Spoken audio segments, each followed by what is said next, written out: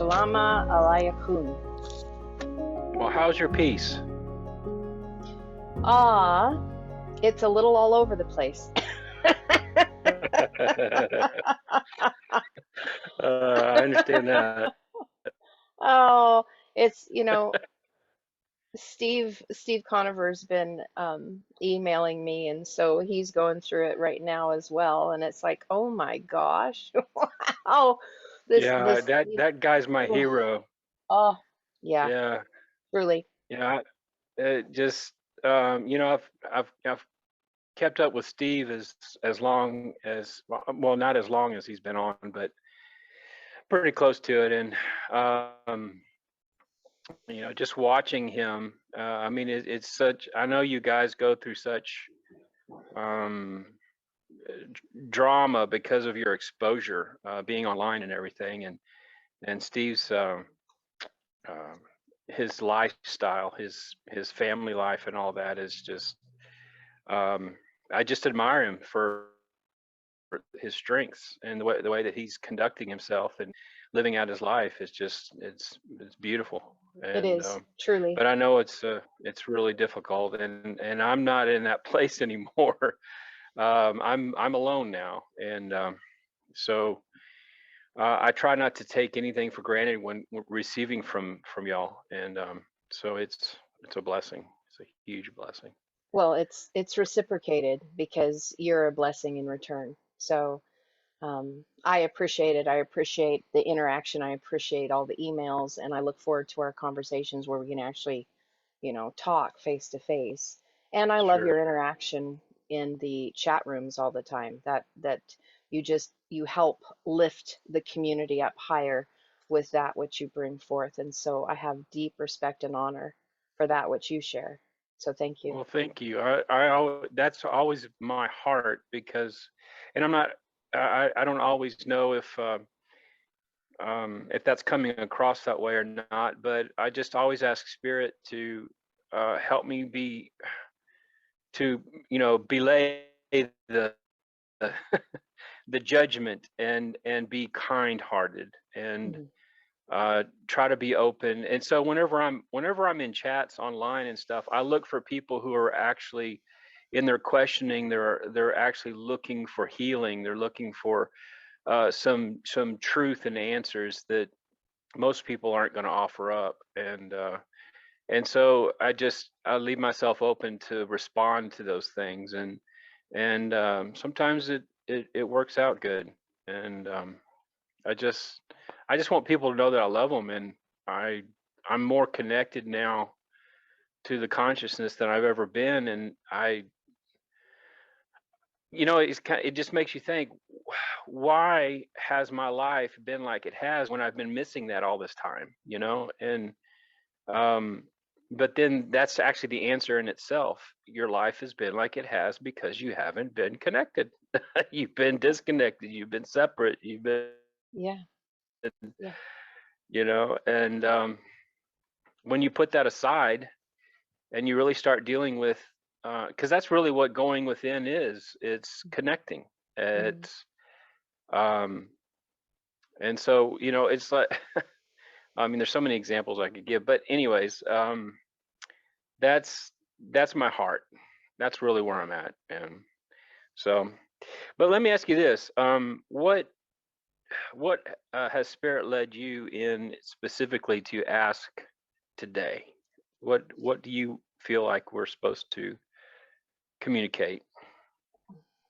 Well, I know that you've had some downloads recently, and I was really going to defer to you on that because there's some Okay. things that you wanted to share. There was some extra information that you were getting, and you had mentioned about I think the Nag Hammadi and different things like that. And we got a really Right. wonderful response from people that were um, the information that you were sharing regarding that was just helping connect a lot of dots. And so taking it to another level, like having that revelation through the spirit essence that can expand what was already given to us. I'm not much one on narratives anymore, but yet there's some part of that that when we can connect to things, we can then lay it to rest. Does that make sense? It's like the ego Yes, goes, yes, okay, I have an answer now. Now I can just let it go. So it's like the egoic mind working with the heart going, I don't have the coherence in this because my ego is having issues. And then the answer comes, which takes it out of hell, right? The incoherence is living in hell, not having answers. right, And then right, the ego gets an answer, connects some dots, and then all of a sudden it settles down. And it's like, oh, I can breathe now. And so it settles back down and then it lays it down because it doesn't need it anymore. It's like I got right. that information to help me settle that which was causing incoherence so that I can live back in coherence again. So I like making room for that. I personally Yeah, don't have the relationship with the Nag Hammadi, because where I come from with it is many times when we look at any translated work, we're looking upon the information that was translated by somebody who was observing that information at the level of consciousness in which they translated it through. right, And I right. know if that was retranslated today with the level of the light photon energy that has been coming on and coming in through us, we would probably see something different than what was presented prior. Yeah, that's well put.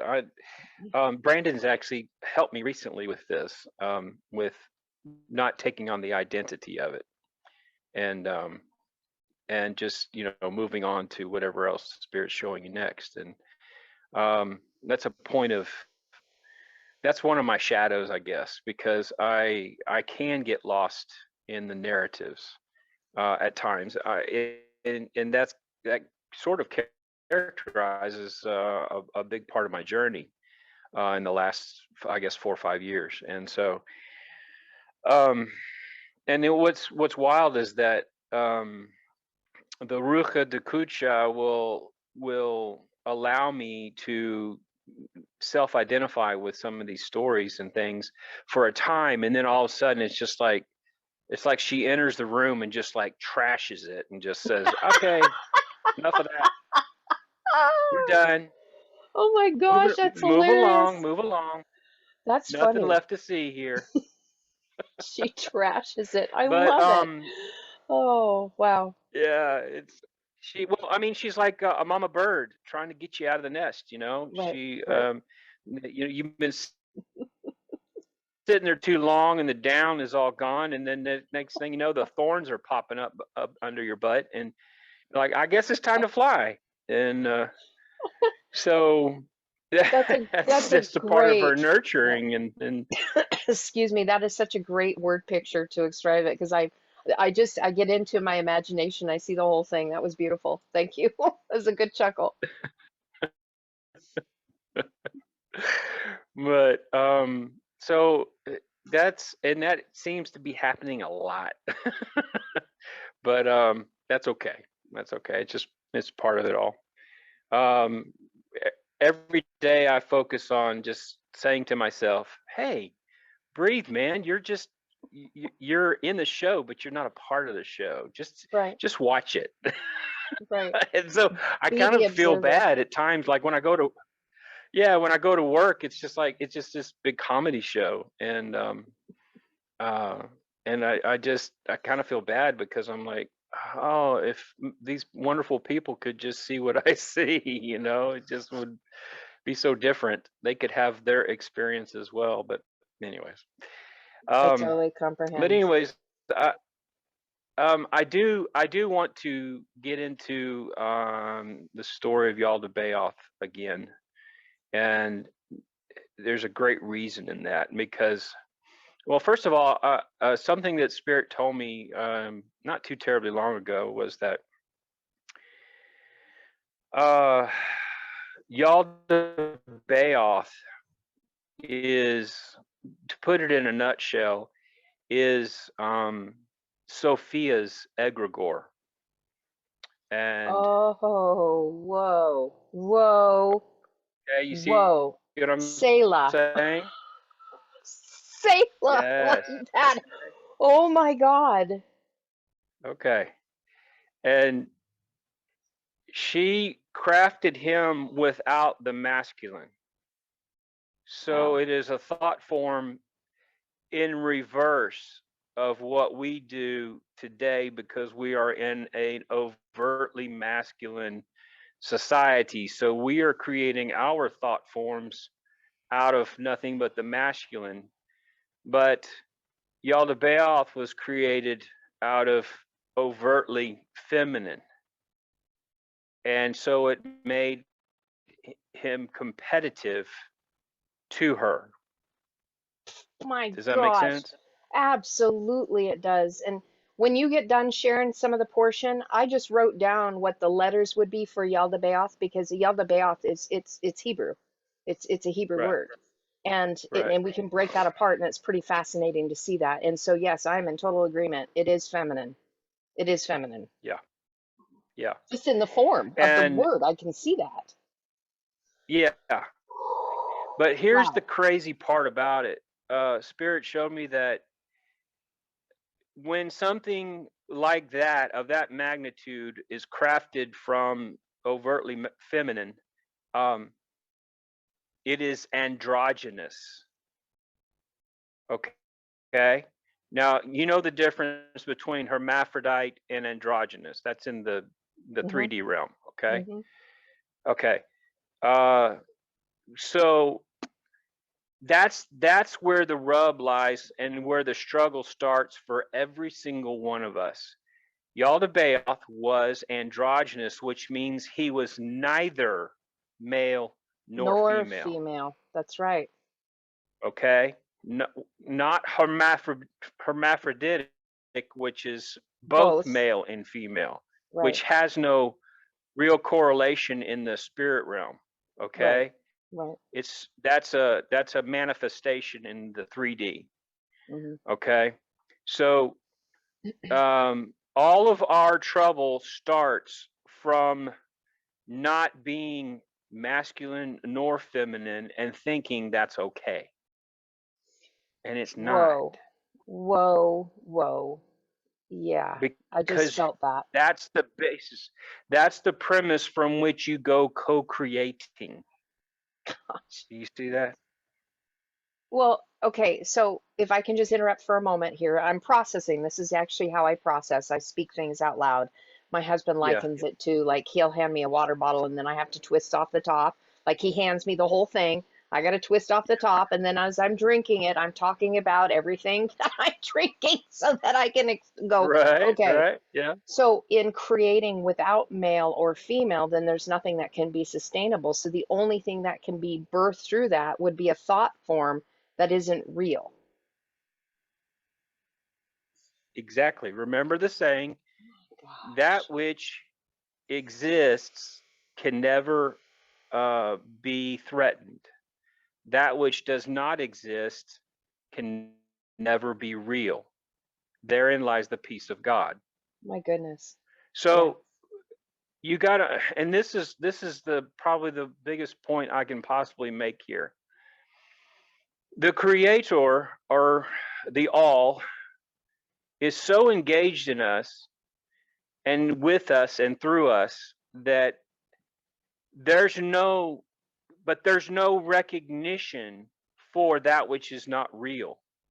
That which is not real is all in our heads, and Yes. we keep you see what I'm saying? Oh, yes. And I that's totally get what. it. So Yaldabaoth goes, and when he comes about, he has no real connection to his mother, and he doesn't have a father. So he has to create from the non-masculine, non-feminine position because it's all he has. Right. So when he starts making his worlds, he actually created the material reality that we are in right now that is not actually reality. It's his imagination. Remember, Whoa. the word of imagination is magi, magnetism. Okay? So your imagination is when you craft from your thoughts. You're literally trying to manifest from your egregores. Oh my gosh. Okay?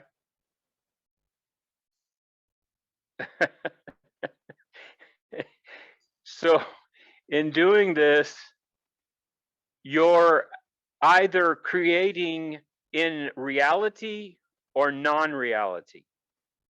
It's your decision. Whoa.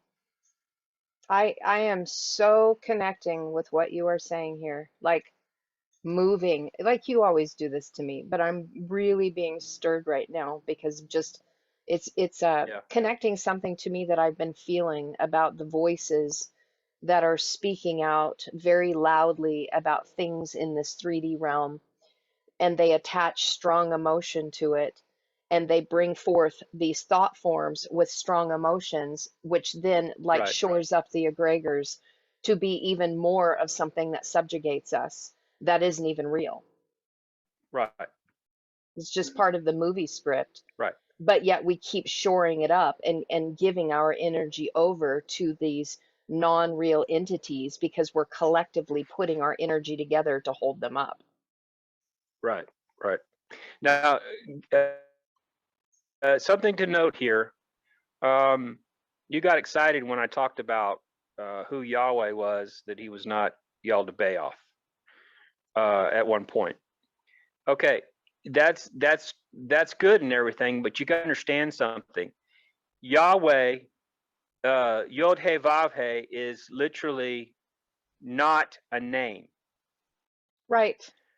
Okay, whenever you hear the name of God in the scriptures, the first thing most people do is they associate it with how they see their God, Of because course. they Yeah. Yeah. decide that that name is God. Okay, but the truth of it is, by natural order, by Aureta, if something has a name, it has an origin or a beginning. Something else made it. It came from somebody else's mind, Yes. okay, or conscious. Yes. All right. So that is why All Father, who separated himself into mother and father, All Father, that's just what I call it, Abba. for lack Yeah. of a better way of, yes, Abba. um, has no name. He is the unnameable, the ineffable. Oh my God. That is so. Oh my Okay. gosh. Ah. Yes. Yes. That I just heard that We different are for the literally first time. dancing around. We are literally dancing around talking about gods as if they actually have power. When there is, that's a part of the law of one. There is only one power. That's all. Everything that shows power is an extension of the power. Okay? So to sit and call God any name, and even to call it God, any name, is to literally limit it and put it in a box. I totally agree. So I totally agree with that. so Wow. we have got, this is why we are the Essene, the healers, the separate ones. We are separate from, no, we're not separate from everyone else in the sense of true mankind. We are separate in our thinking of how we see All Father and the Aureta. This is way beyond this universe. That's why the Urantia book resonates with you so profoundly, because it shows to you how big this thing really is. It's massive. It's Okay? beyond the finite thinking of anything the ego could ever grasp. Ever. Yes. So whenever you sit and talk about God being jealous for you, or you talk about God, and you take heart whenever you know that He will come in and smash your enemies for you, and all this nonsense, you're literally acting like you're in a pile of ants that's completely oblivious to the one that made the ants. That's so good. That's so good. Oh my gosh, that's so good. And you are completely separate from your origin. Origin is Aureta. Yes. It's the same. Yes. Yes. Okay. So instead of the closest thing we have, instead of calling the all creator, we should be saying originator. And when you look at the definition of the origin of that word, it literally says origin. Yes. So origin, originator, yes, Yes. totally. Yep. So I'm whenever tracking with whenever you, we talk Daryl. about so when we talk about the law of the cosmos, the Aureta, what it's actually saying is it is the way, which is the words that Yeshua used, the way that all that is real functions. And Yes. there's no opening for opinion in this. It just flows. It just, And it flows. Yeah. Yes. yes, and that's Yes. why the only characteristic you can know about the all in our puny little minds right now is that God is. That's it. Yeah. If you go beyond that, you've now boxed him in. Totally You need agree. to leave it as God is. Well, this is why Okay, I so love the now, word for God. If I can just do one segment, and hopefully it won't distract from your train sure. of thought here, but that is why the vibrational frequency of Abba is something that is spoken in a vibrational frequency that has energy attached to it, and then we label it as Father. Or Allah, Right. because Allah, Aleph Lamed Hey Aleph, is the essence of the unseen that is experienced in here, and Lamed Hey is right in the middle. That's your heart. So you have this flanking of the spirit of the essence that is unseen and only can be felt, that then instructs you and brings that revelation on the inside.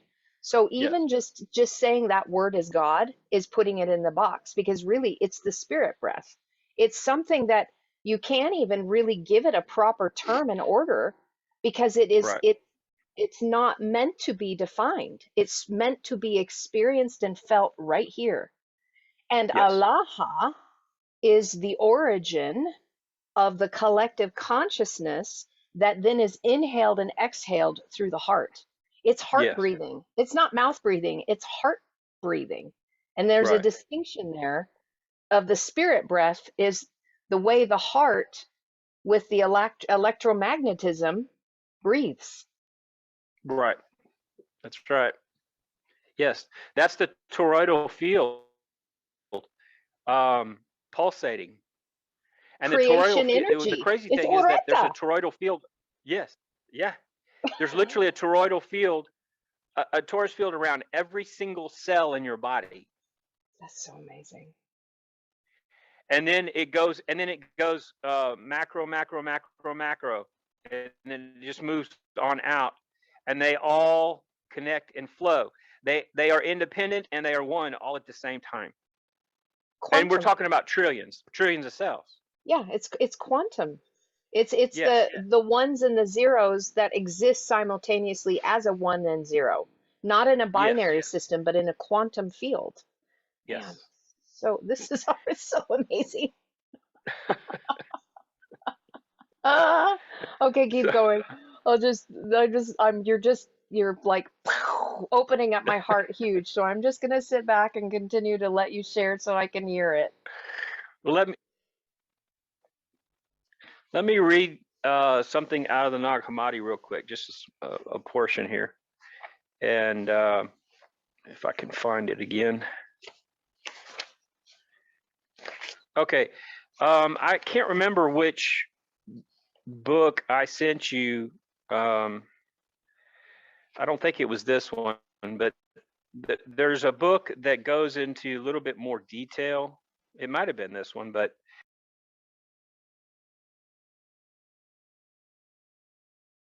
the Secret Book of John, and um,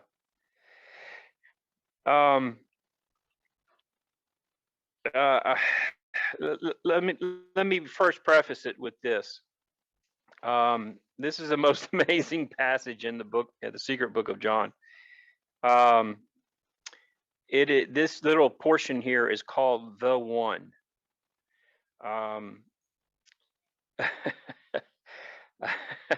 This is going to trip you out. You're gonna, if you've, I mean, you're gonna have champagne on champagne on champagne. Okay. Okay, I'm getting ready. I got the corkscrew right Okay. here. It says, I asked if I might understand this, and it said to me, the One is a sovereign that has nothing over it. It is God and parent, Father of the all, the invisible one that is over the all, that is incorruptible, that is pure light, at which no one can gaze. The One is the invisible Spirit. We should not think of it as a God or like a God, for it is greater than a God, because it has nothing over it and no Lord above it. It does not exist within anything inferior to it, since everything exists within it, for it established itself. It is eternal, since it does not need anything, for it is absolutely complete. It has never lacked anything in order to be completed by it, and rather it is always absolutely complete in light. It says the One is illimitable, since there is nothing before it to limit it, unfathomable, since there is nothing before it to fathom it, immeasurable, since there was nothing before it to measure it, invisible, since nothing has seen it, eternal, since it exists eternally, unutterable, since nothing could comprehend it to utter it, unnameable, since there is nothing before it to give it a name. Oh my God. Hence the uneffable name. Exactly. That, Exactly. oh my gosh, that's like, okay, so I'm laughing at myself here because my ego, this is just so funny. This is so hilarious to me because I have read many different books, right? And in my search, as we all have, right? Until I got to the sacred languages and I just stopped looking elsewhere. I'm like, I'm going to dig right here. There's so much meat. I don't need to go to other books. But Right. I have, oh my gosh, I still have a cough in here. And so when I laugh, it actually makes me cough at the same time. So it's quite interesting. And I don't, I have my computer on my lap. So every time I laugh or I cough, it jiggles. So anyway, I'm laughing at myself because I've read, especially within like the Aquarian Gospel and in some of the other books that I've read, that it talks about the ineffable name of God. And then in the Aquarian Gospel, it specifically said that Yeshua taught the disciples the ineffable name. And he taught, and now I'm connecting dots here like at light speed, said purposely. So he's teaching them the ineffable name, and I'm sitting here reading this. This was a couple winters ago, and this is when I was right before I read the book of Urantia, which is light. So, and I'm reading it, and I'm like, oh, Father, Father, and I'm praying, Father, Father, please reveal the ineffable name.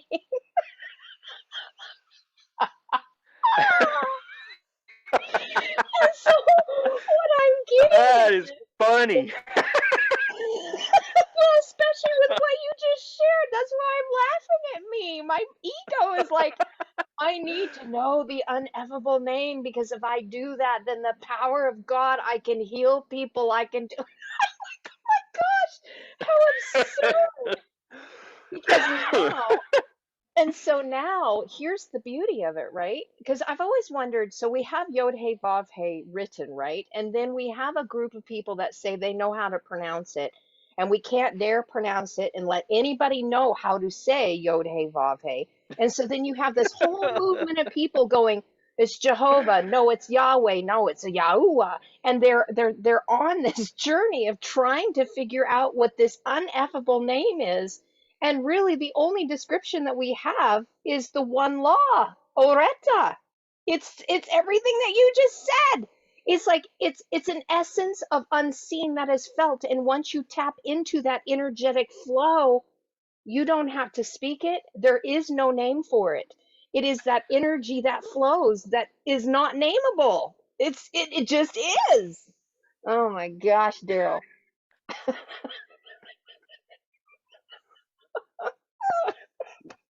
What if you Oh didn't my need language at all and your thoughts were moving at light speed? What if you didn't need language at all and your thoughts were moving at light speed and you both communicate in communication knew at the same time? gosh. That's This is the Aureta. singularity. It is. It's the singularity with the one law, with Aureta. Then there's no need. It's Bingo. like, oh my gosh, Daryl, that is This so is good. what we're moving toward. This is what we're moving to. Oh, wow. Yeah, Wow. we're like Wow. swimming. We're swimming in a swimming pool that is way above our pay grade. But guess what? We're Yes, we finding out are. we're all a part of it. Oh, that's just so You know what's good. going on right now? Mother and father are both belly laughing right now. It's just the Just the absurd. Like I thought of said, two of their children contemplating these things. God, it's just, it's so, this is what I think is so wonderful about this whole thing. When I was reading in the book of Urantia, it talks about Morantia life. And Morantia life is like Right, where you become half spirit and half flesh, and you've moved beyond the whole animal flesh, right? So we're moving into fourth density, our vessels are changing, we become half spirit, half material, so we're more dense with light, but in actuality we weigh less. So it's the only way I can describe it. right, And it right, talks about the humor in the Morantia life and how the humor is all this essence of the stuff that happened when we were in the dense incarnation and flat in the flesh, right, where we laugh at right. the absurdity of it. I just experienced it right now as I'm praying, oh Father, reveal the ineffable name to me.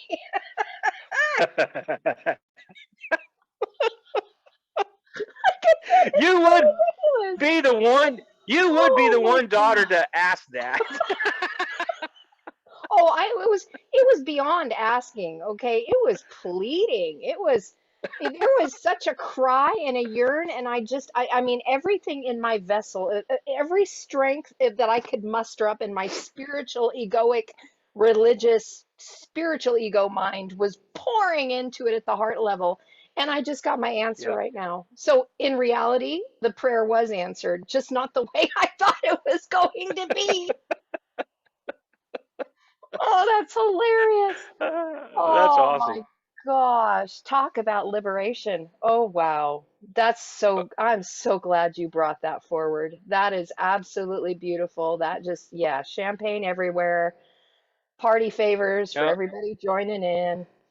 now I'm going to ask something of you. I Okay. want you to put.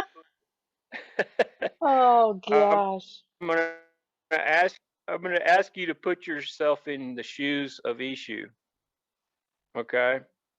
Picture yourself walking, and you have your disciples next to you, constantly wanting to get at you because of the gifts you bring. And the gift that you're trying to give to your disciples, because they are your close ones, is the light of your understanding of Father and Mother. That's what you're trying to bring to them. But all they know is an overtly masculine, blatantly vicious God of their culture. And they're walking alongside you saying, please explain, please explain, please explain. We don't understand. We don't understand.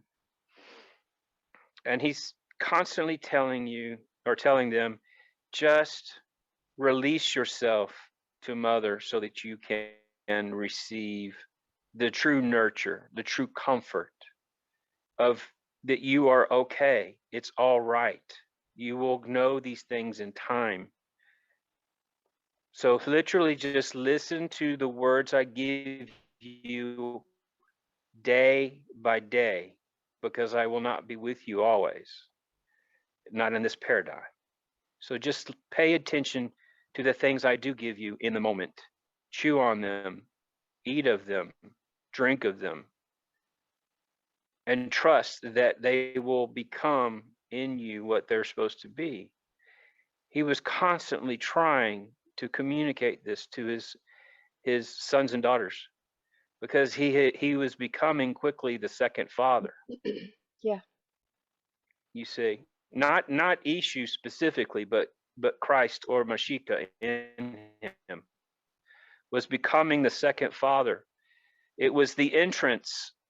It's not that the father hadn't always been there, but the transmutation of father to the sons and daughters who were lost in the density of this realm needed to know firsthand, hand to hand, that he was there, that father was there. And that's what Yeshua was trying to bring while he was here. He was helping by becoming the second father. Mashiach becoming the second father and mother too. And they could not comprehend, but at the same time, those that were actually able to release were able to receive that, if even if it took their whole life. Like the Apostle Paul.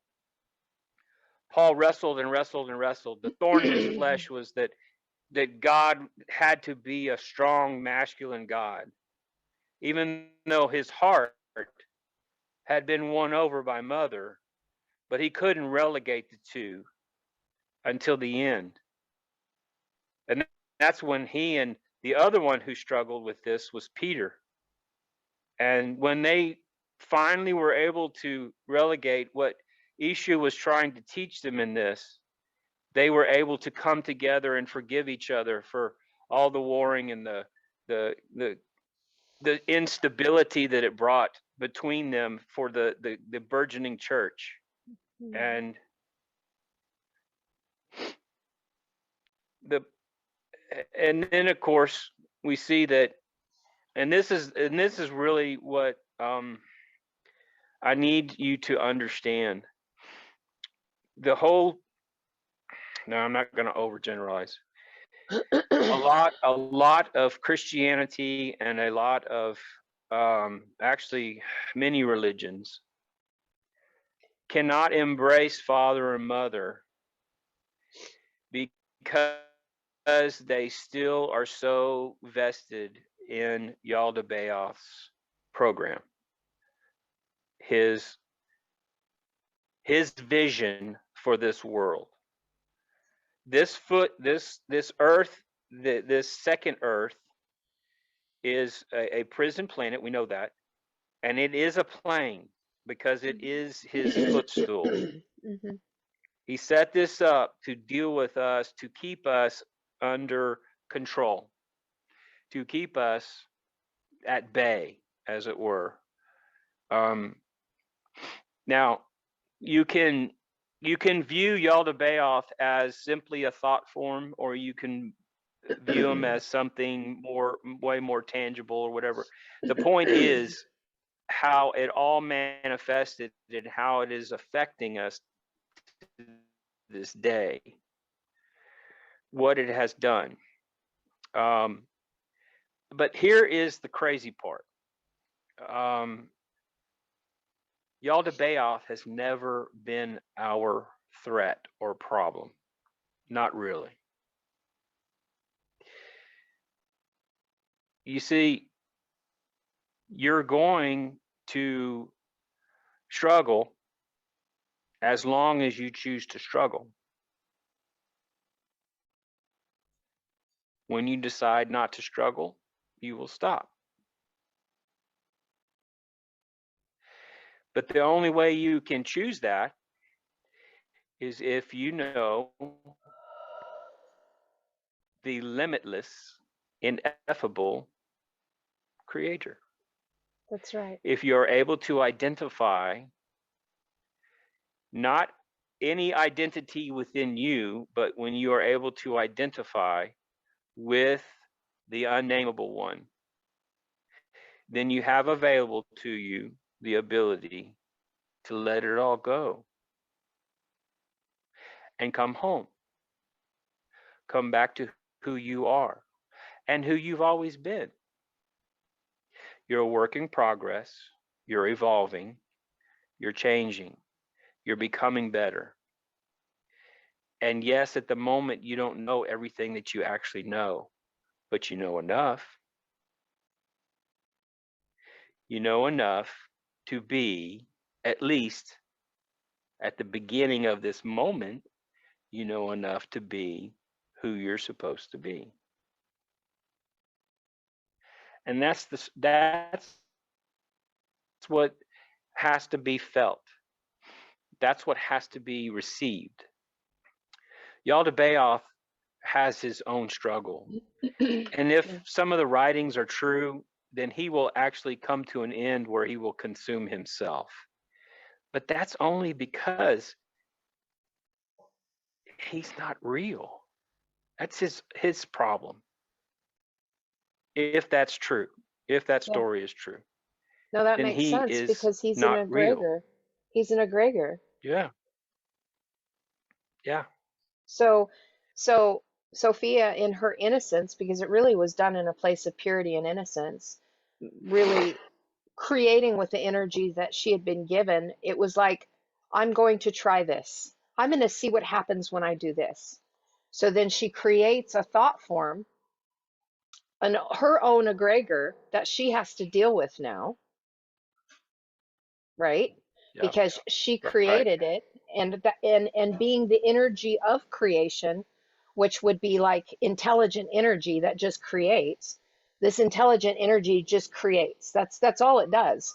It doesn't say whether it's good or Right. bad. It just creates. It just is. Right. But once it's Right. created, it can't be uncreated until it's transmuted into something Yep. else. Yep. So here's this thought form energy that was created that takes on a life of itself. But really, so if I can take this a little bit further, what I'm feeling in this unseen essence is that once the fullness of Sophia Christos merges into one, it is then going to be able to take all these egregores and neutralize them because of the power of love, of Aureta, and the two coming together again, that masculine feminine energy reuniting, and anything that is not of that union, which is Aureta, will Mm-hmm. cease to be, because it cannot be, because this is what Yeah. is the real, and anything Right. that is of the not real, that was never a threat to begin with, will just cease to be. Yes. Yes. However that plays out. But Beyond our there's pay one grade, part. right? Yeah. Exactly. Yeah. And I don't. That's something I don't really need to I don't know. need to worry about that. Yeah.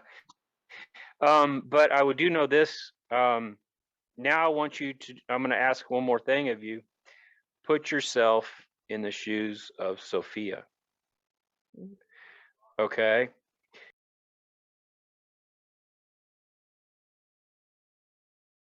Now Sophia was the mother of something that is not real. Sophia is from love, and love is the law. It is Aureta. Okay. But what she crafted, because this is why it was shadow.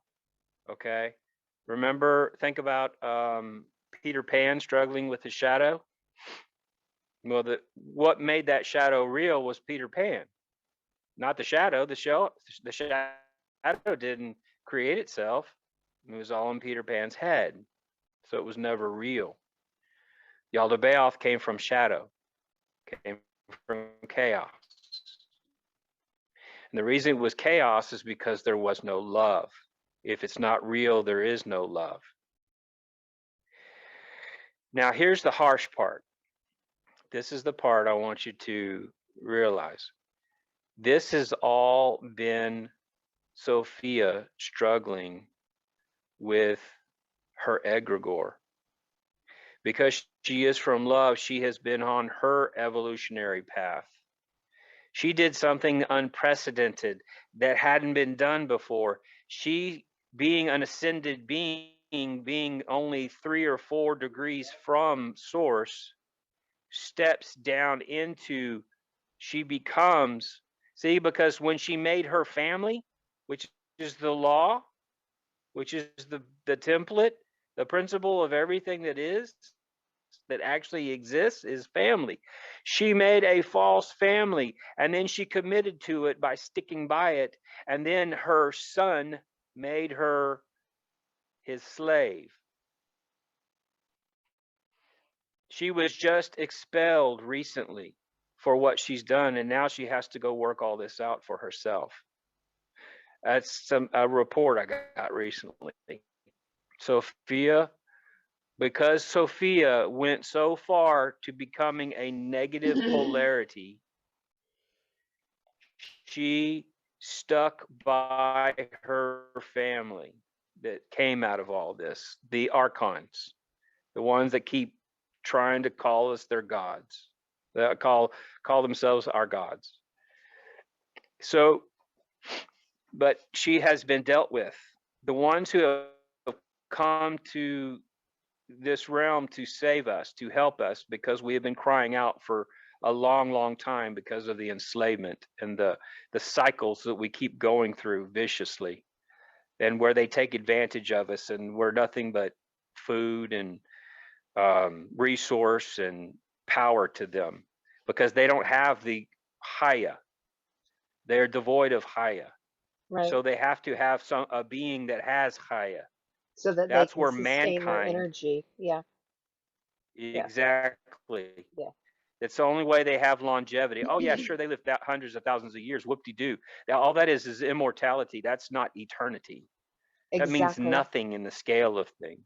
It's a Exactly. drop in the bucket.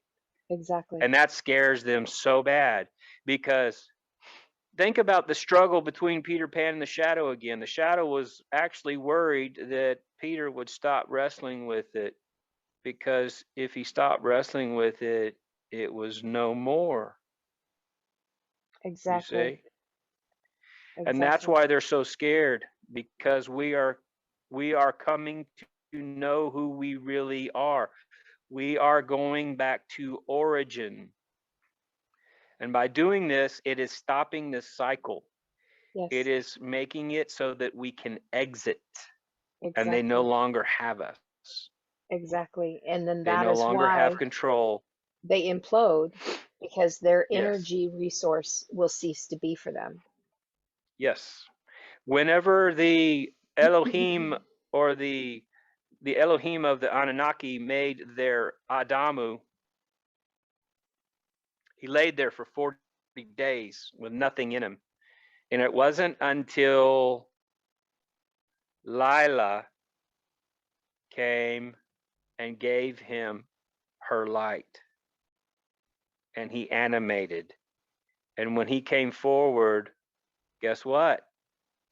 He was more powerful and more important than they were. And they didn't understand it, and it scared them. So what do? The garden that they put him in was his prison. They just made it so colorful that he thought he was in a good place, you see. And so and then they had to fashion a female that could bear more like him. And that was a very complicated thing. It was hard enough that all of those archons contributed their technologies inside them to this one Adamu, and then to have to fashion a woman, a female that could bear counterparts to this Adamu. Well, that was a little tricky. So they made Ish and they made Isha. But because Adamu didn't originate with the knowledge that Lila had, or the ones before him had, he literally was a baby.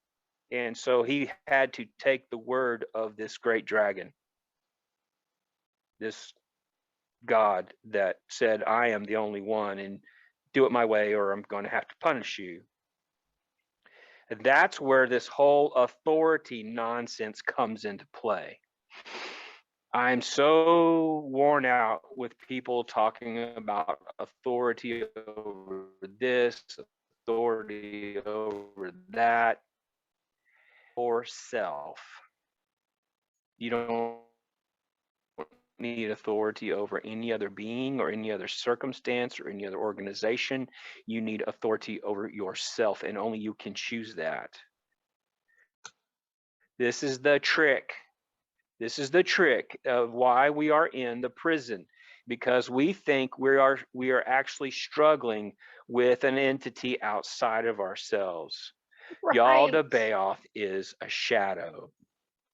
He's a Oh my shadow. gosh. Stop treating him like he has a say. This is between you and Origin. This is between you and All Father. This is between you and your other family, your father and your mother and your brothers and sisters. This has Yes. nothing to do with all the other egregores, all the other systems, all the other system lords. Stop requiring yourself to be in obeisance to the Lord. That's a military term. It has nothing to do with All Father. All Father's never demanded anything of you. It's against the nature of things, of truth, of what is real. The reason why you struggle is because you can't do like father and mother. You can't look at them and say, you are. Therefore, you can't say, I am. You're not to finish that sentence, Exactly. Just because had all this you do is conversation. limit yourself. Just had this conversation literally. The video that we shared with Brandon about Ken and I about how you don't say anything after I am for that exact same reason Yes. because of the limiting. And so this is like coming full circle that this is Yeah. being discussed today. And, Yeah. you know, I was looking and I agree 100%. Like this is like everything that Ken and I have been sharing about our own sovereignty so that we're not under a lord or we're not, you become one as Aureta. You are creator. There is nothing over you. And this is a huge shift because uh, yesterday I put forth a video about the ego's apocalypse, and I released it. Uh-huh. I released it when Brandon and I went live yesterday, and it's only a 60-second video, but I was really feeling that our ego um, is the condensed form of egregore. Our ego isn't real. Oh my gosh. Because the spirit said, That's I right. felt it right here, that the ego is our shadow. Wait a And we minute. think, Take it a step further. Yaldabaoth is Sophia's ego. yeah, exactly. And Exactly. she didn't have one before that. That's why I'm not connecting because the spirit was laying all this stuff on me yesterday. And now you're talking about this, and I'm like, oh, yeah, we're tapping into the same flow because it's like I didn't know that we were going to go down this road today, but the spirit was already I didn't either. preparing me for it. that Yeah. that that is exactly what it is, and I can see it so much more clearly now because I had this vision. I'm so moved right now. You always do this to me. It's beautiful, but dang it, I get all messy, and I don't even know why I didn't bother bringing the Kleenex box in today. Silly goofy girl.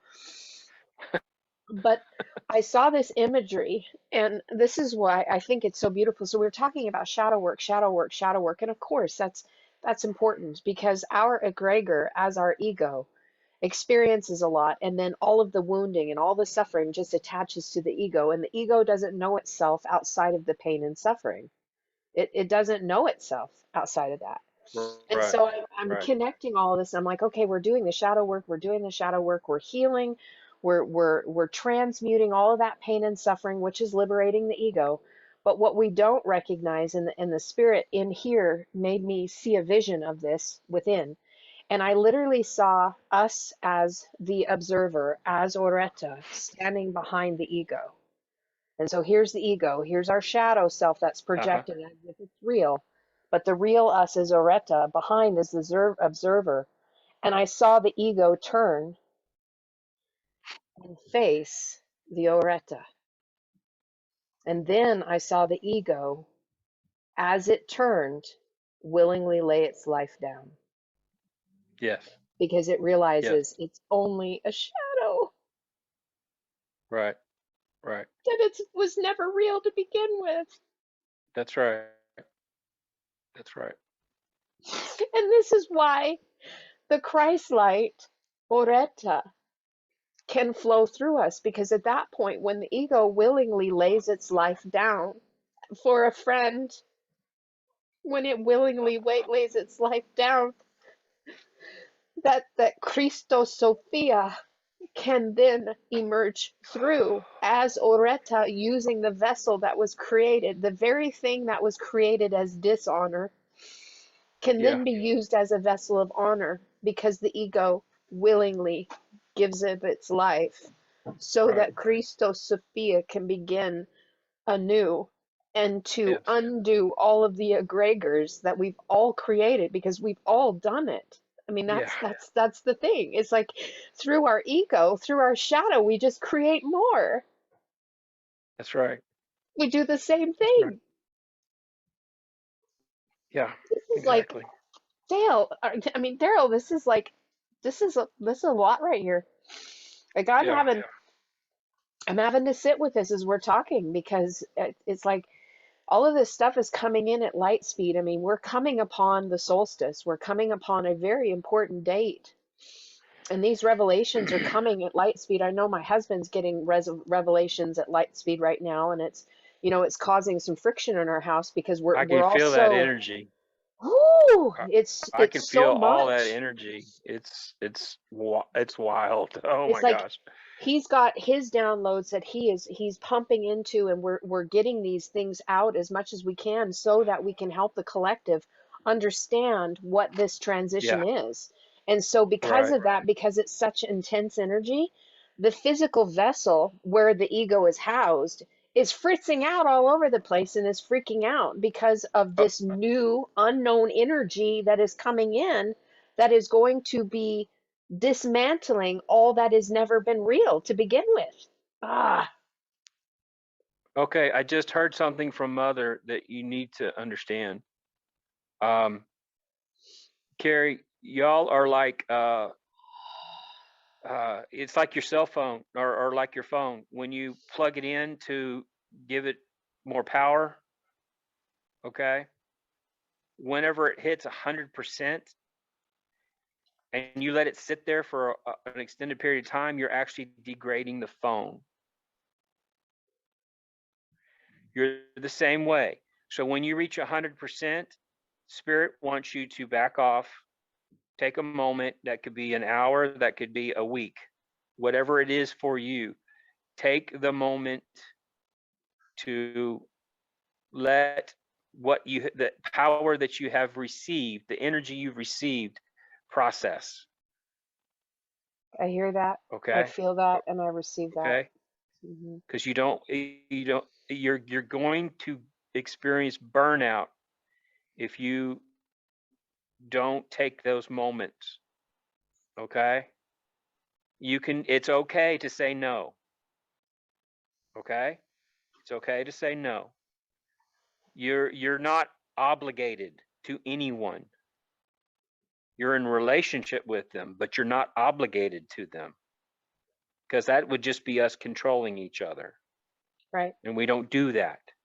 right, That's not a part of Aureta. We right. don't control each other.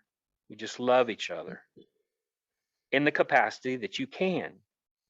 But if you go beyond your capacity, you burn out. Okay. So figure out what that means for you in your moments, and do what you can, and then put it down. and it'll help you for longevity. Okay. Toda Rabba, Now, Tibusa. if yes, Tebuta, Tebuta, I'm so grateful. Oh my gosh.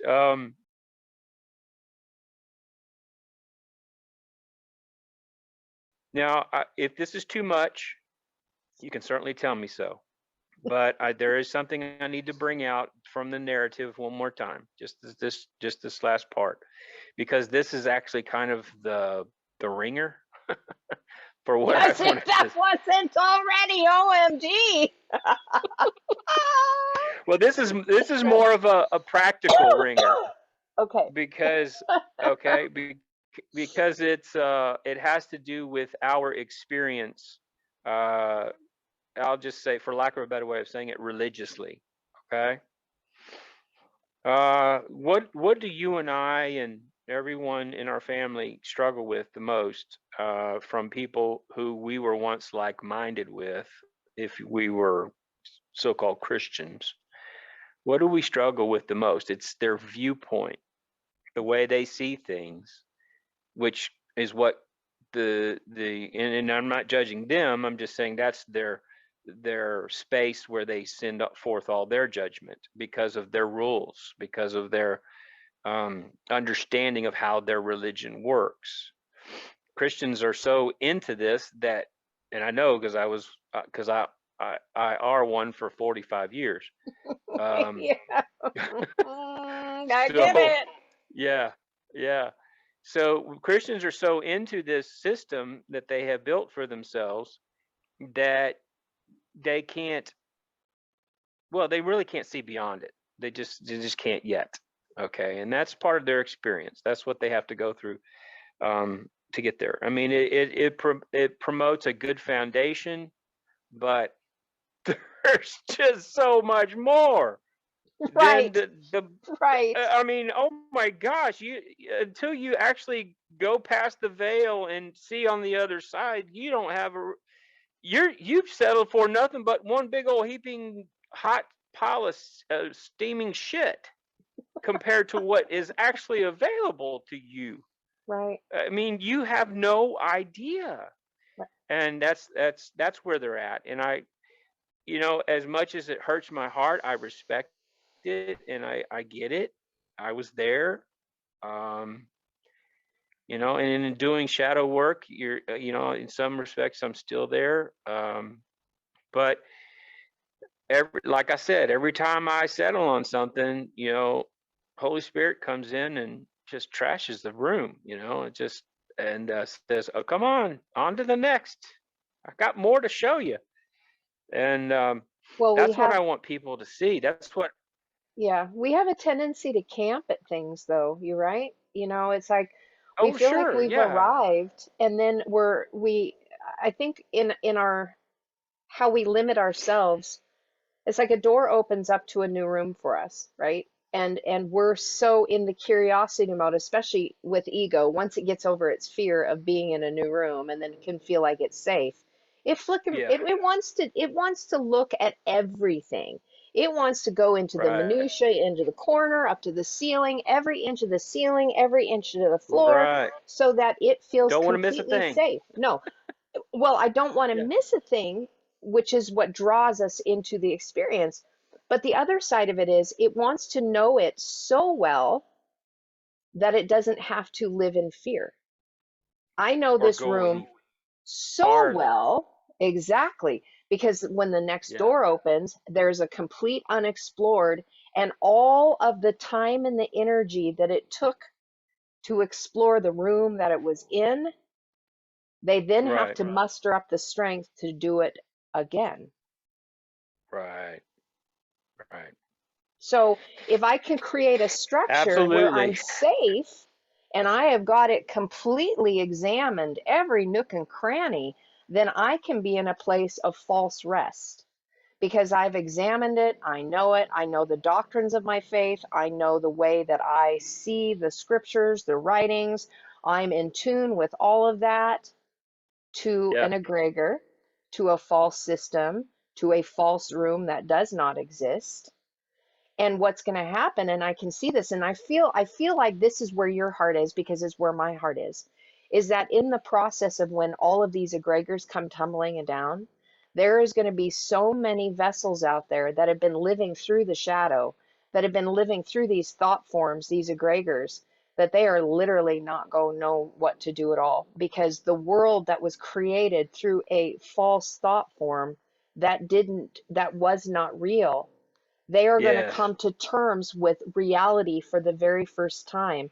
And how many that's vessels right. can really handle that transition when the suddenly happens, Right. and then the whole veil is rent? And then you see that everything that you were living and that you were believing and trusting was just a thought form that was not real. That's right. That's right. Yep. That's what Yeah. Get. stirs this. I'll give you a just a simple example. When I'm sitting in conversation, when I'm trying to help them elevate their thinking in, you know, in their particular relationship in their faith, and I'll say, source creator, and they're like, oh, That's oh, oh, already one of them. are you talking about God? I know. And I'm like, oh man, I can't even say that. But that's okay. That's okay. That's just where they're at. Yeah.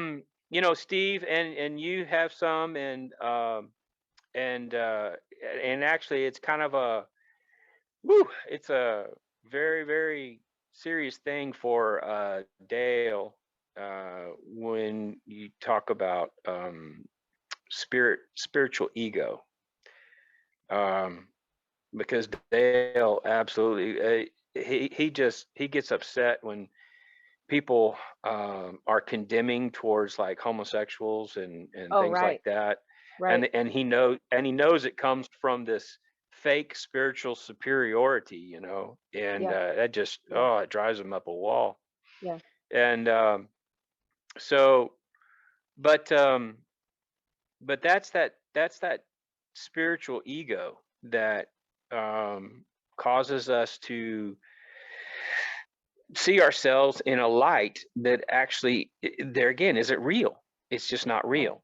right. And it's just something that we choose for ourselves, and we think we're safe in that, and we're exploring all that, and we're like, oh, you know what, I've arrived. I've done that so many times, and that's what's destroyed my relationship with my family. I'm sitting there going, well, at one point, a while back, I was like, woe is me. I've lost my wife. My children don't understand me. I've lost my parents, absolutely think I'm going to hell. Um, and my friends have abandoned me, and blah, blah, blah, blah. And then the Holy Spirit's like, man, you think that they're responsible for that? And I'm like, but I'm trying to follow the truth. And the Holy Spirit's like, and? I'm like, oh, come on. You can't give me this one. Oh, No, that beautiful spiritual ego of yours. It's just high and mighty, sitting up on your mantle. I know. And every time I would reach a plateau and think, oh, I now know all the secrets of the universe, you know, the Holy Spirit's just shaking her head saying, I'm sorry, but you don't know shit. You know, you're just, I know. Well, but I'm anyway, sitting here, I'm chuckling with you because I get it. I mean, that's been that's the story of my life as well. I think all of us, when we're getting to this point, because it's part of our evolutionary period of our time as yeah. we're expanding our consciousness to go from room into the door of the next room, into the door of the next room. And we begin seeing all this stuff and we Right, begin uncovering it. And really, what we're doing is we're diminishing our own shadow, our own ego, which is not real. right, And that is a huge right. transitional piece for me to see. And the dot connecting of what you were sharing at the beginning about Yaldabaoth is Sophia's egregore. I mean, that was just, you know, what people say, drop the mic. That was a drop the mic. I got, just whoa, got to sit on these things. I looked up that the Hebrew Okay, word but for, go ahead. no. Go ahead. Follow your thought. Well, I was looking up the Hebrew word for surrender because it like rung. It just kind of like hung in the air, the word surrender, because that's something that's been Uh-huh. on my heart and mind for a couple months now. Like I actually heard it this beginning fall before I went to Crestone, and the word, it was like surrender, surrender, surrender, and it's not. Oh man, it's a word that stirs. When you hear the word surrender, it's a word that can stir you in many different perspectives of what that word Yeah. means. So I decided to look it up right now just in the Hebrew because that was really easy for me to look up, and it's the word Magan. And Magan is a word that means shield, but it also means surrender. And it's Mem Gimel Nun. Gan, Gimel Nun, is garden. Mem is the waters of chaos. So you enter into the world of the waters of chaos, into the garden, where then you begin wrestling with that which is not real, which you think is real, that then shields Yeah. you and encompasses you, because that's part of it too, that then you have to surrender to and stop fighting against. Okay. Now think of that and think of the birth of Adamu. There was no womb. No womb. Let that sink in. No waters. You didn't come from your mother's waters.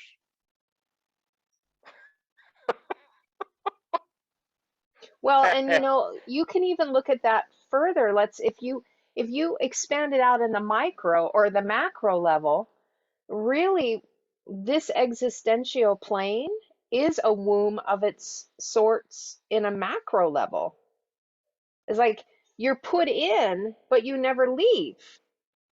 It's like it's and we leave when we comprehend and overstand and understand the processes so that we can pierce the membrane and get out. And go to the next room. Exactly. You know what? And You it's know what surrender. You know what I'm saying? It's the surrender part of it because we fight, fight, fight, fight. We fight Yaldabaoth. We fight the archons. We fight the fact that we're in quote unquote a prison planet instead of looking at it going, this has been the best school ever. Are you kidding me? Oh my gosh. How incredible what we've learned to take with wisdom with us. It's like, yeah, you've wanted to trap us in here, but you know what? It, changing the perspective. It's like, Oh my gosh! Guess what? Guess what? I just saw it. Adamu was actually the Archon's egregore.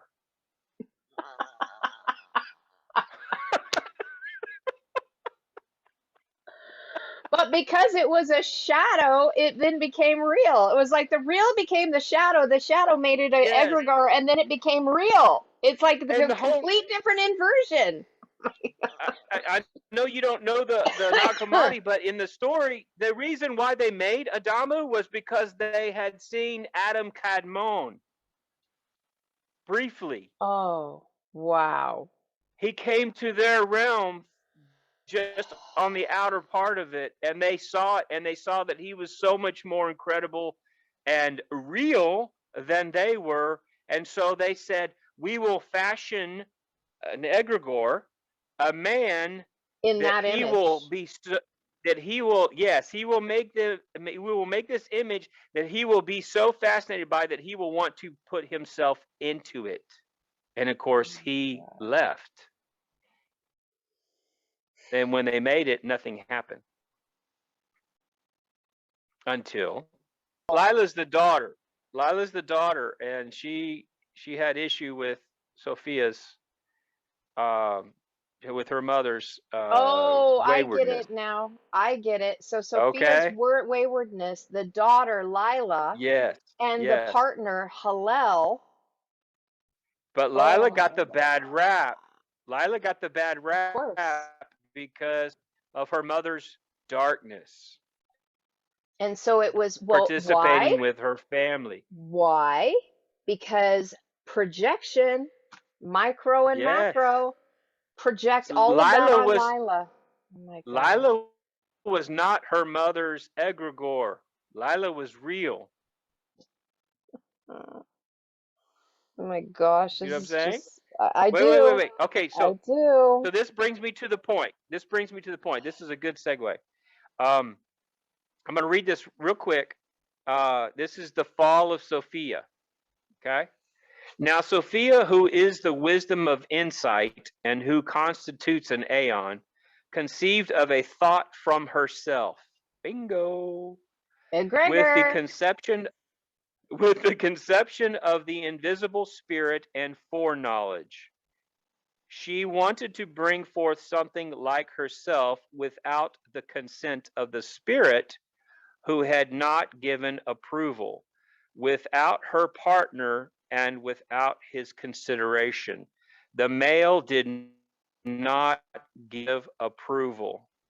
She did not find her partner, and she considered this without the spirit's consent and without the knowledge of her partner. Nonetheless, she gave birth, and because of the invincible power within her, her thought was not an idle thought. Something came out of her that was imperfect and different in appearance from her, for she had produced it without her partner. It did not resemble its mother and was misshapen.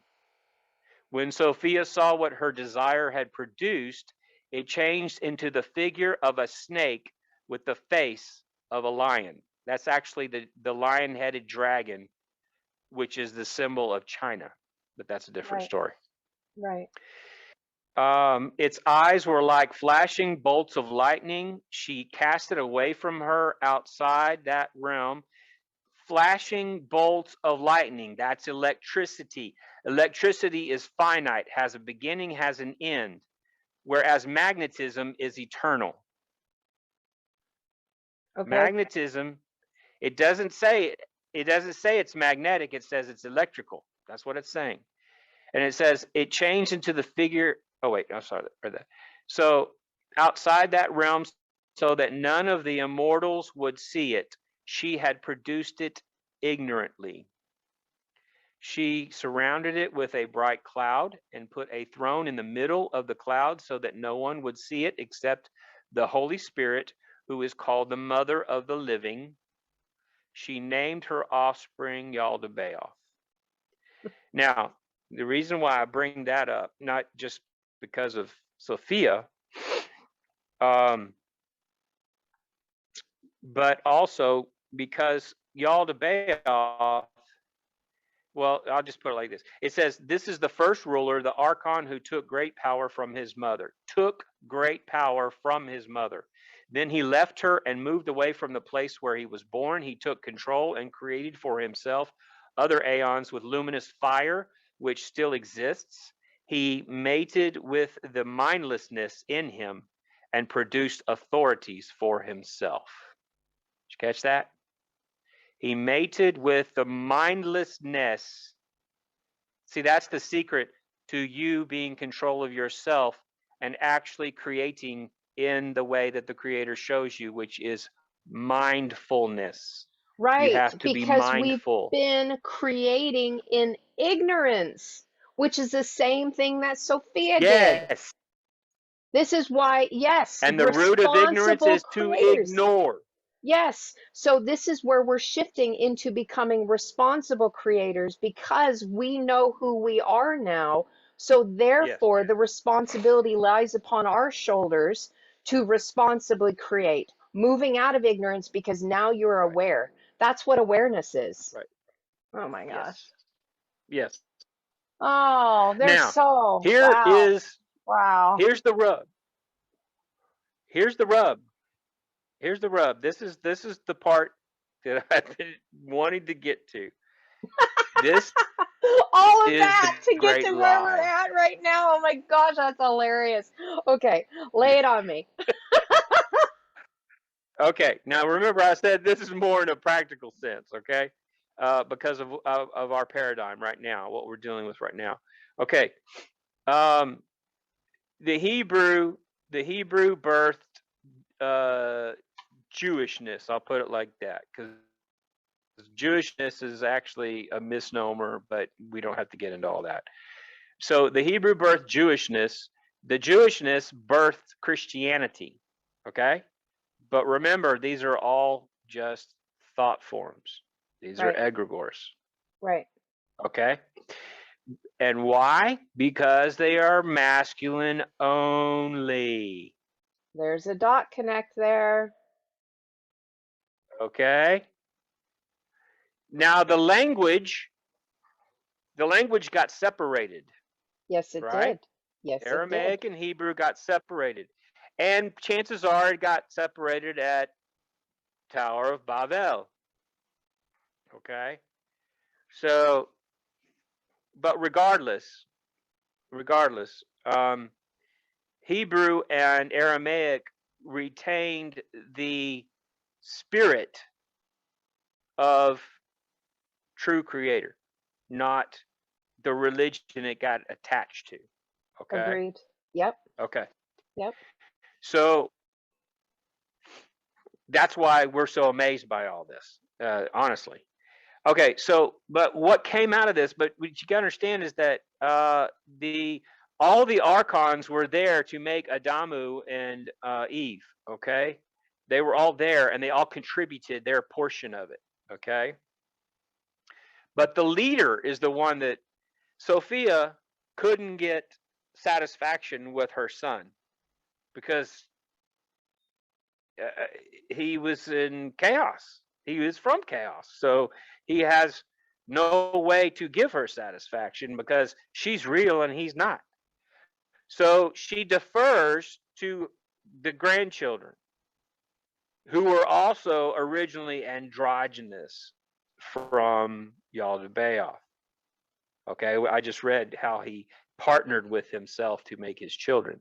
Okay, so when he made the fifth, the one that I'm interested in is the fifth son. I thought he was the first, but he's the fifth.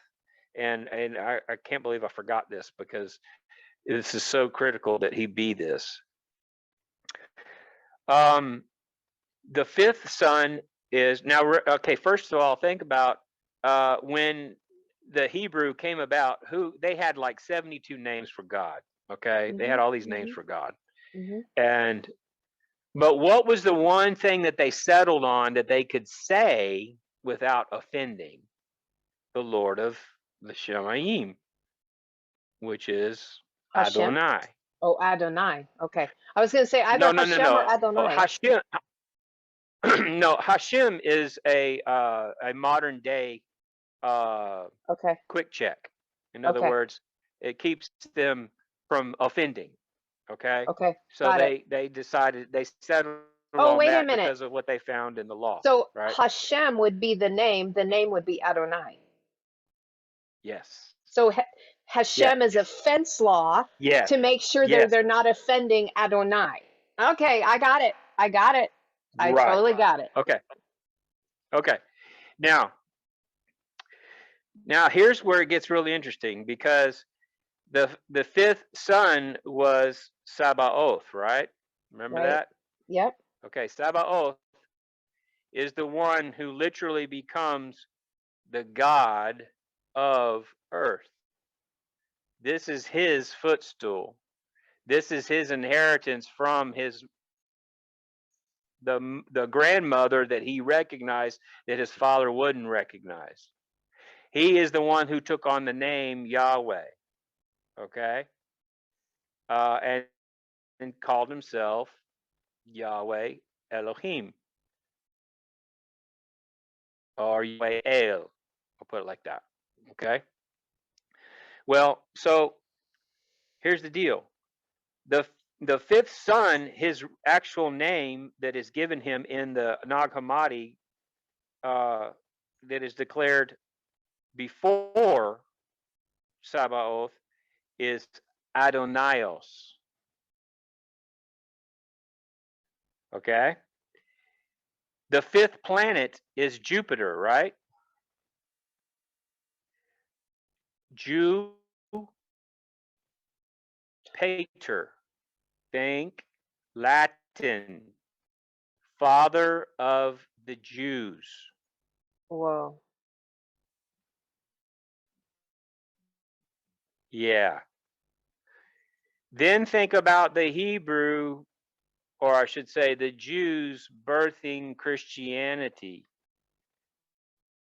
So guess who their father became? The Jew pater. Adonios. This is the deepest, darkest secret of Christianity that almost nobody knows. And it's all an egregore to distract us from becoming one as Ishu became one with father and mother. This, if you go and put yourself back in Ishu's shoes, you will see the struggle that he had, because he was the only one in the entire place that understood this. He literally came into a world that had completely forgotten who source creator was. They were so blinded by Sabaoth and this three-dimensional egregore that he has fashioned for us. We think this is heaven. We think this is hell. We think this is our reality. And it's nothing but somebody's thought form. This is the greatest deception of humankind. And it also can be applied to all the other religious systems in the world. Anything that you hold up as your faith system above that which you connect with in relationship to father and mother is your egregore, and has become and has made you enslaved to Sabaoth, because Yeah. you are presently existing here.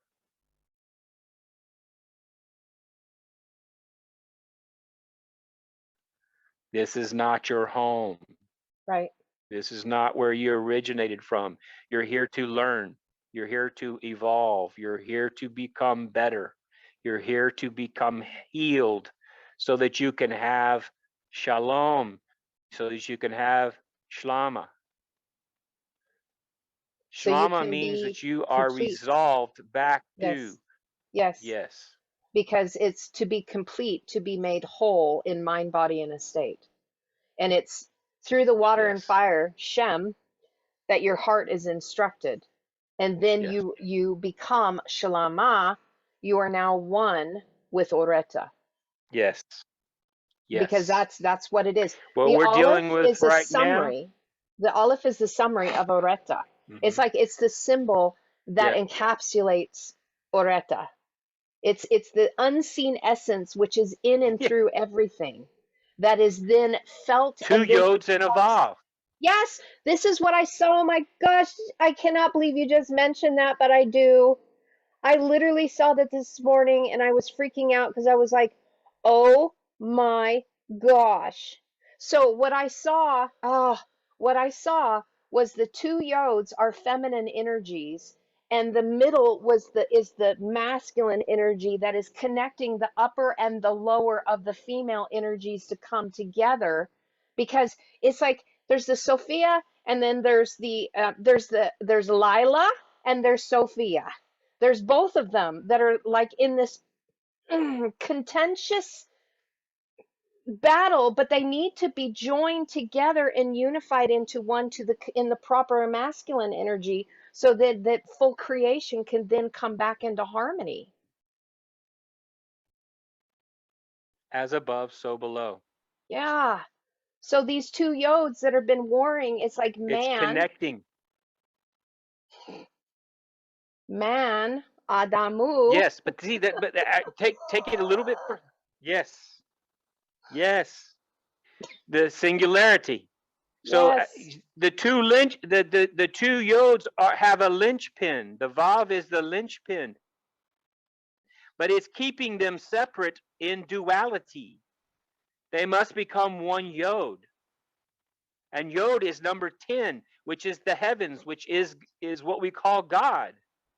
Five is the hay, which is spirit. That's how this can be relegated or relieved, is through spirit. 5 and 5 Is 10. joining with 5 and 5. You see? And then it's one whole 10. That's what we're working towards. I am just like, well, what I think is beautiful Oh, is I actually saw what? What? The thing, Aleph is the oxen yoked. The yoke is the vav. The two oxen are the yods.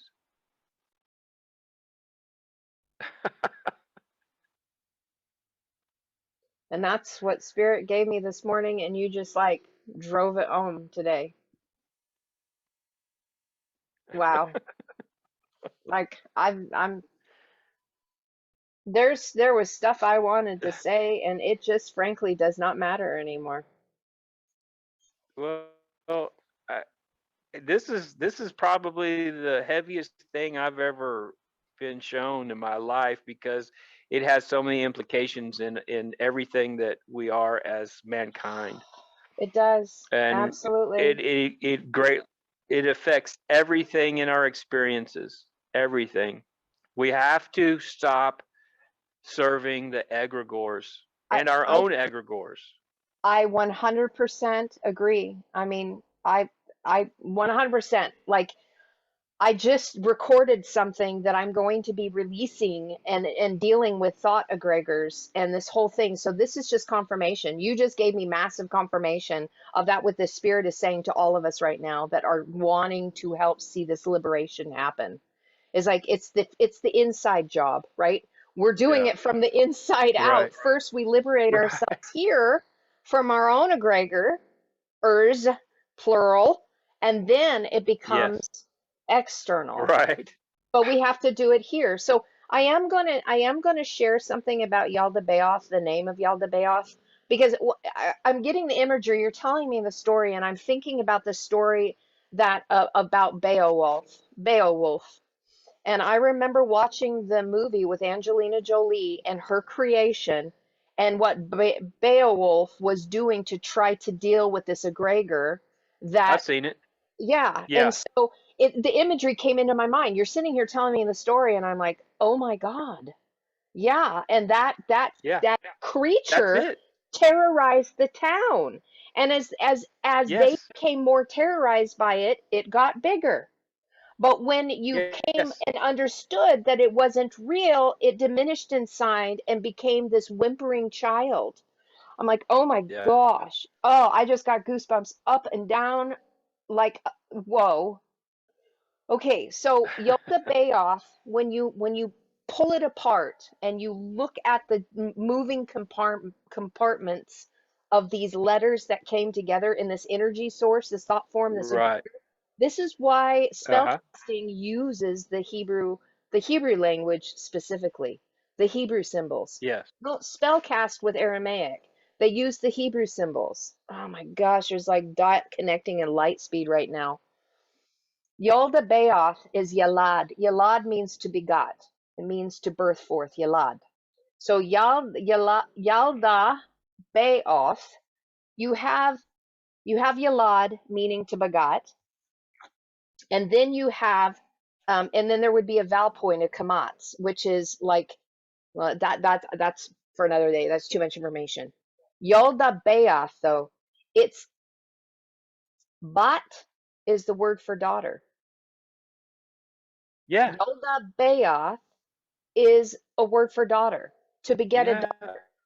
And I just dot connected that when you Oh, Yaldabaoth was feminine the egregore of Sophia, and it was a daughter, because it's like this masculine energy, because the daughter does carry masculine energy. It has to be balanced. But that heavy, dominant, masculine overarching that comes from the inverted feminine. It's like, oh my gosh, you're like dot connecting. And I'm looking at the letters going, how incredible. So now the missing piece on this. So Yaldabaoth, yes, it's a daughter, but it has the bet, and it means inside. And then we have Aleph Tav. This Aleph Tav is missing the Vav in the middle, because Aleph Tav by itself, like if you look, let me back up here. Oh my gosh, this is fascinating. When you look at the journey of the Aleph Tav, the first and the last, the beginning and the end, and you see it Right. written in form Right. in the Bible, you'll see it as et. You'll just see et, and they don't Right. translate it. They Right. never translate it. Yeah. Gosh! Yeah. I'm When you familiar. look at the origin of the word and you trace it down to its root, it's spelled Aleph Vav Tav. And Aleph Vav Tav, and the way that one is produced or said is ut. It's ut. Aleph Vav Tav ut. And ut is a word that means to agree, to be sent, to assent and to be sent. So there was an agreement to be sent, Aleph Vav Tav, Aleph Vav Tav. So Okay. I'm already connecting those that were coming from the outside to come in and to assist, because this has been nothing but chaos, but they chose to come in through the membrane. They chose to be birthed in here to help assist. They agreed to come. They agreed. Yes. Then it moves, when they came here, it then became Ot. And in Ot, this is where you get the phrase otiot, where they will use that as the Hebrew language, like the letters and all the symbols and everything. It's the otiot. It's the Hebrew, the symbols of the language, the otiot. Well, Ot means a sign, signal, beacon, and banner and miracle. Yeah. So the Ut, the Aleph Tavs, the first and the last, the beginning and the end, the Alpha and Omega, if people need to connect it, Yeah. decided to come in and to help. And then they were going to become the miracle. They were going to become the signal and the beacon. They were the Otiot. They were the multiples that had the power of the completed covenant as the unification of the unseed power and energy, the ineffable source that was in here, the Aureta. They were coming to bring the covenant of the mother and the father in order to get us back to the Aureta. And so they were to be signs, signals. Yes. But what happened? They lost the connection to their heart. And when you look at Aleph Tav by itself, oh my gosh, when you look at Aleph Tav by itself, they'll say it's a direct object pointer. But you want to know what Aleph Tav really means in the definition? It means self.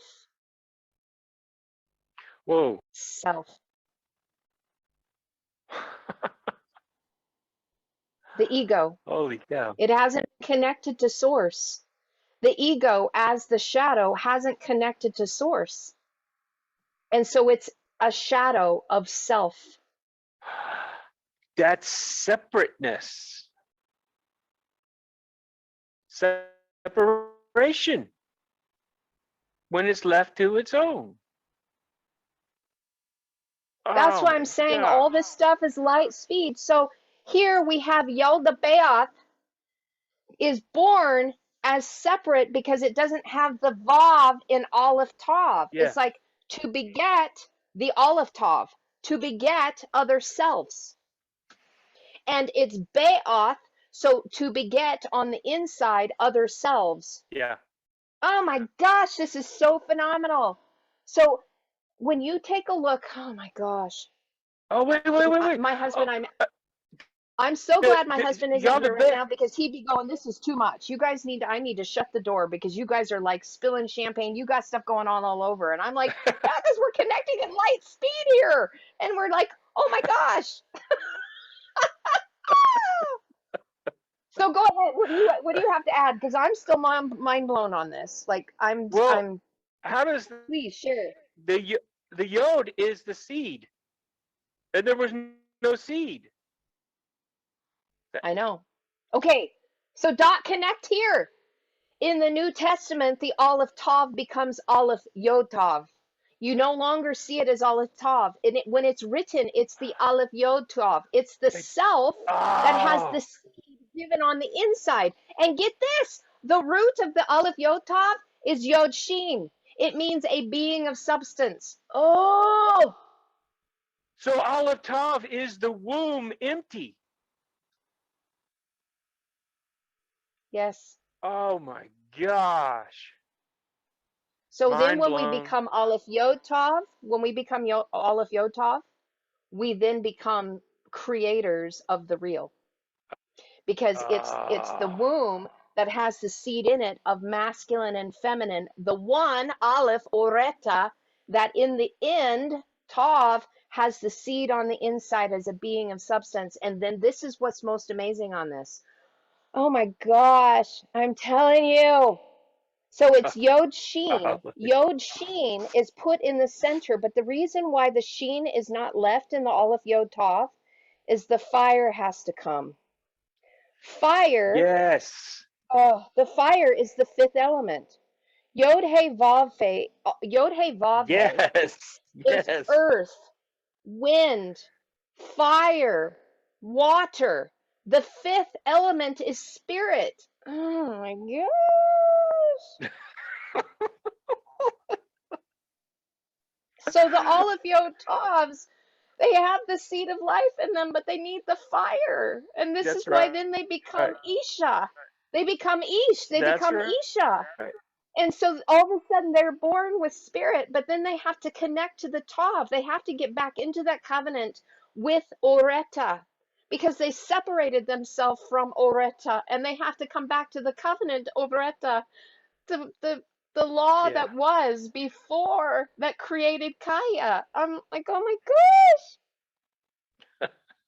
my Oh, this is unbelievable. Wow. Golly. Oh man. You just gosh, opened up the I'm Aleph done. Tav to me I'm completely. done.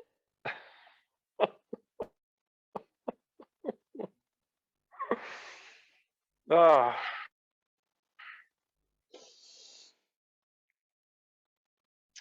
We live in such an amazing time, and for this knowledge to go forth,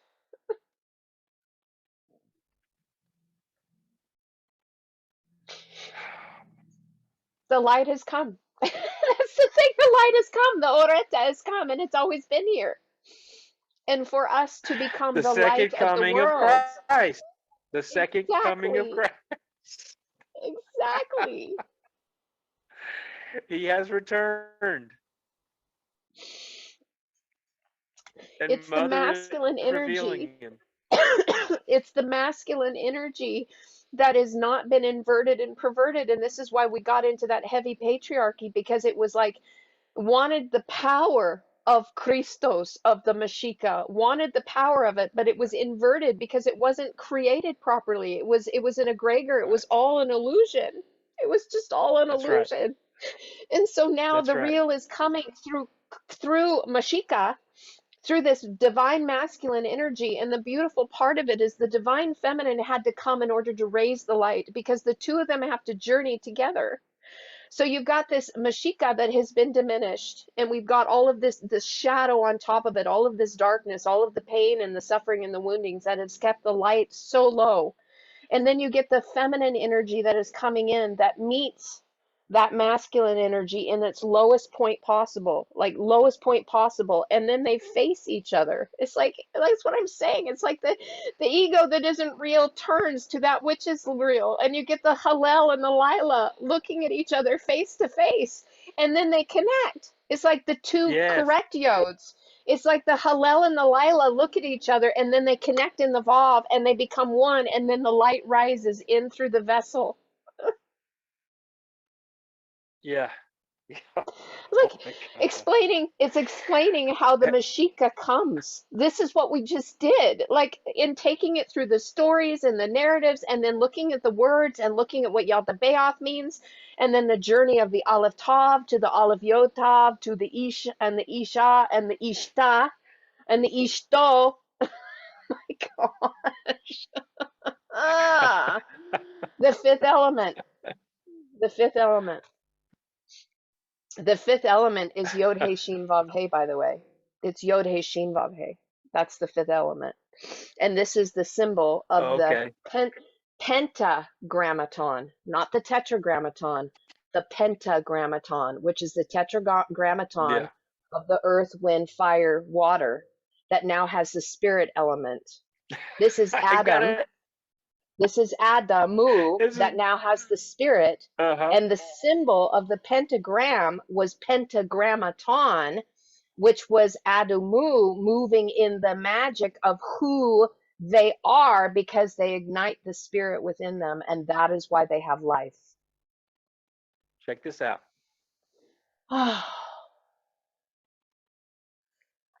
Wow. Can you see it?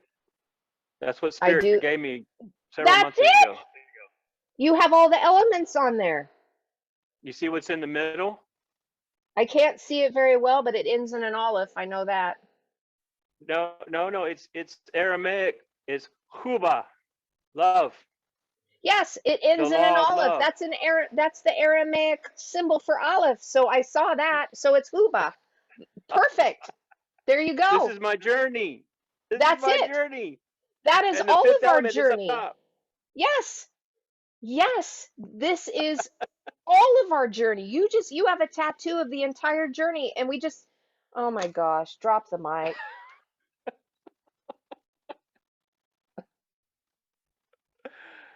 Daryl, I just don't know what to do with this right now.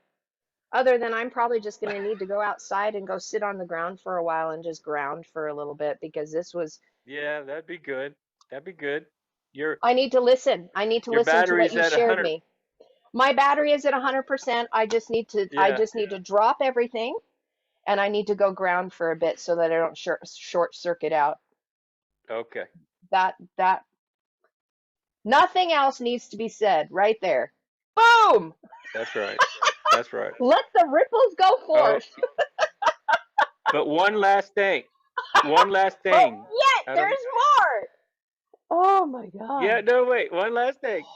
Guess I'm what there. today's date is? 12/11/21. You do the math. 2, 4, 6, It's a 7, 8, mirror. 9, 10. It's a mirror date. Gosh. There are no coincidences. And you want to know? Our channel is the Stand 121.